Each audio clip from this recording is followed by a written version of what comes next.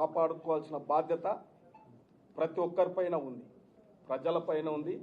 ప్రజాప్రతినిధులమైన శాసనసభ్యులము, ఎమ్మెల్సీలో, రాష్ట్ర క్యాబినెట్ మీద ఉంది. అదేవిధంగా పత్రికా సోదరుల మీద కూడా ఉంది. మనం మన రాష్ట్ర ప్రతిష్టను కాపాడుకోవాలి.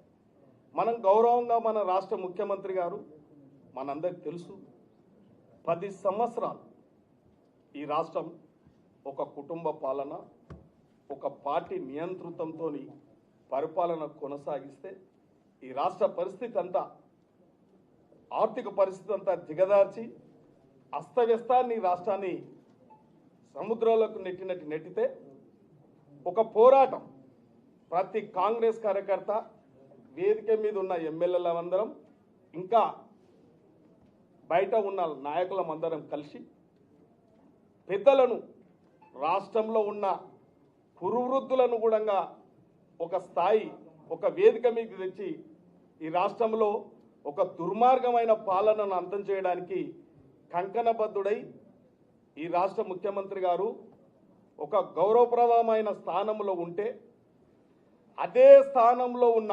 మంత్రివర్గంలో ఉన్న ఒక మంత్రి గారు, వారి కుటుంబం మరీ పార్టీ కార్యకర్తలు అసహించుకున్న విధంగా రాష్ట్ర ముఖ్యమంత్రికి తలనొప్పిగా పార్టీకి ఇబ్బంది పెట్టే కార్యక్రమాలు అప్పుడప్పుడు చేస్తూ ఉన్నారు. కాబట్టి ఒక హుందాతనంగా రాష్ట్ర ముఖ్యమంత్రి గారు వాళ్ళు ఈ రాష్ట్రాన్ని అభివృద్ధి చేయాలి, సంక్షేమం ముందుకు తీసుకోవాలని ఒక ఆలోచనతో ముందుకు పోతూ ఉంటే, గతంలో పరిపాలించిన వాళ్ళు జీర్ణించుకోలేక, ఆధిపత్యాన్ని నిలుపుకోలేక అప్పుడప్పుడు కుట్రలు పన్నుతూ ఉంటే, ఈ కుట్రలకు ఇటువంటి నీచ సంస్కృతి కలిగిన కుటుంబాలు కొన్ని అవాకులు చెవాకులు, చౌకాబారు మాటలు, నీతిమాల్య మాటలు, అనుచిత వ్యాఖ్యలు చేయడం అని రాష్ట్ర ముఖ్యమంత్రి బలహీనత అనుకుంటే తప్పు. రాష్ట్ర ముఖ్యమంత్రి చాలా బలవంతుడు. రాష్ట్ర ముఖ్యమంత్రి బలవంతుడు కాబట్టే ఒక కుటుంబం నుంచి ఆధిపత్యాన్ని గుంజుకోగలరు. ఇలా దమ్ము ధైర్యం ఉన్న నాయకుడు కాబట్టే మీరు ఆ నాయకుడిని కదిలించలేక, ఆ నాయకుడిని తట్టుకోలేక ఈ కుట్రలు వన్నుతూ ఉంటాయి. కాబట్టి వితిన్ ద పార్టీలో ఒక క్యాబినెట్ హోదా కలిగిన మంత్రివి, ఒక సామాజిక వర్గానికి ఒక మహిళా మంత్రివి, నీ మీద బాధ్యత ఉంది. నీవు నీ కుటుంబ సభ్యురాలు, నువ్వు అవునన్నా కాదన్నా, అవసరమైనప్పుడు బిడ్డ అంటే, అవసరం లేనప్పుడు బిడ్డ కాదనుకుంటే ఈ తెలంగాణ ప్రజలు, తెలంగాణ సమాజం సహించదు నేను. కాబట్టి ఈరోజు మేము గౌరవమైన ఎమ్మెల్యేలం ఇక్కడ ఉన్నాం, కొత్త ఎమ్మెల్యేలు ఉన్నాం. మేము అప్పుడప్పుడు చిన్న తప్పులు చేసినప్పటికీ వితిన్ ద పార్టీలో మమ్మల్ని అల్మాయిస్తాం. రేవూరు ప్రకాష్ రెడ్డి అన్న మమ్మల్ని అప్పుడప్పుడు అసెంబ్లీలో అట్లా తొందరపడొద్దు, అట్లా మాట్లాడొద్దని మమ్మల్ని అదుపు చేస్తూ ఉంటాడు. వారు అట్లా అన్నప్పుడు మేము సపోర్ట్ చేయకుండా కూర్చుంటాం. అంటే తెలిసి తెలియక తప్పులు చేస్తూ ఉంటాం ఎమ్మెల్యే అయినా కూడా. కాబట్టి ఒకరికి ఒక పెద్దలను గౌరవించే సంస్కృతి నేర్చుకోవాలి. ఎలా ఈ రాష్ట్రంలో నీ ఒక్క కుటుంబం లేదు, ఎంతోమంది కుటుంబాలు ఉన్నాయి. ఈ రాష్ట్రంలో 3.5 కోట్ల జనాభా ఉంటే ఒక్కరే ముఖ్యమంత్రి అవుతా ఉన్నారు. ఒకసారి 119 మంది ఎమ్మెల్యేలు అవుతారు, అందరూ అయితలేరు. ఈ దేశంలో 150 కోట్ల జనాభా ఉంటే ఒక్కరే ప్రధానమంత్రి అవుతారు. ఇది ప్రజాస్వామ్యం ధర్మం, ప్రజాస్వామ్యం గొప్పది. ఈ ప్రజాస్వామ్యం, ఈ వ్యవస్థను మీరు మీ నీచ సంస్కృతి ఇలా కొందరు పేర్లు చెప్తున్నారు. మున్గోడు ఎలక్షన్ ఏమైందో ఆయన ఎగిరెగిరి పడతాడు. మున్గోడు ఎలక్షన్ ఏమైంది? ఇంకో ఆయన మాట్లాడతాడు.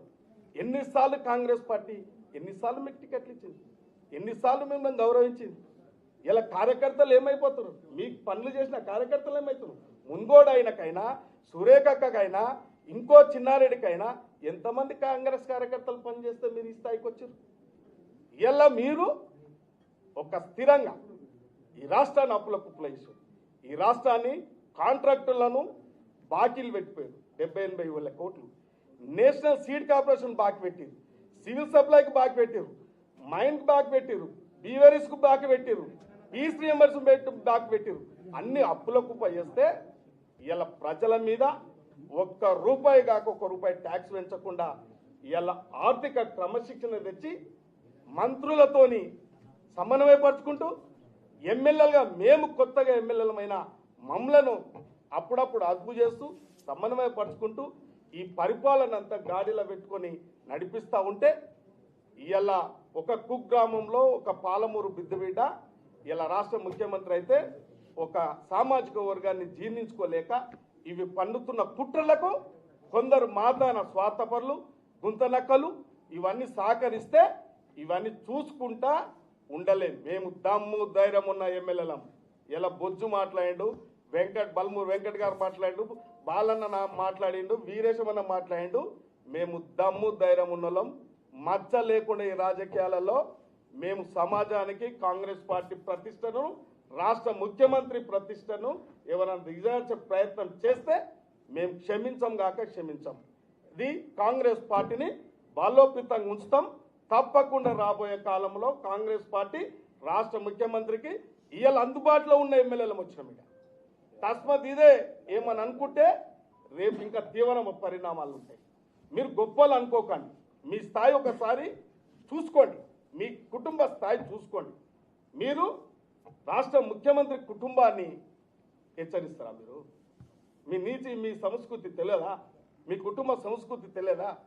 రాష్ట్ర ముఖ్యమంత్రి కుటుంబం ఇయ్యాలు వచ్చిందా? మీరు దిగజారి ఇటువంటి అప్రతిష్ట పాలు చేస్తే బాగుండదు. కాబట్టి మేమందరం కూడా ఇక్కడ ఉన్న అందుబాటులో ఉన్న ఎమ్మెల్యేల అందరం ఒకటి మేము వేరు కాదు. ఈ యొక్క కూర్చున్న చెట్టు నడకకండి. ఇలా మీరు కోడిగుడ్డు మీద ఈకలు పీకకండి. ఇలా కాంగ్రెస్ పార్టీ యావత్ కాంగ్రెస్ పార్టీ కాంగ్రెస్ కార్యకర్త గ్రామ స్థాయి నుంచి ఇలా రాష్ట్ర ముఖ్యమంత్రికి అండగా ఉన్నది. రేపు భవిష్యత్తు మీరు ఇట్లే మీ తీరు మీ మార్గం మార్చుకోకపోతే మీరున్న మంత్రి హోదా మైమర్చి విచ్చలవిడిగా ప్రవర్తిస్తే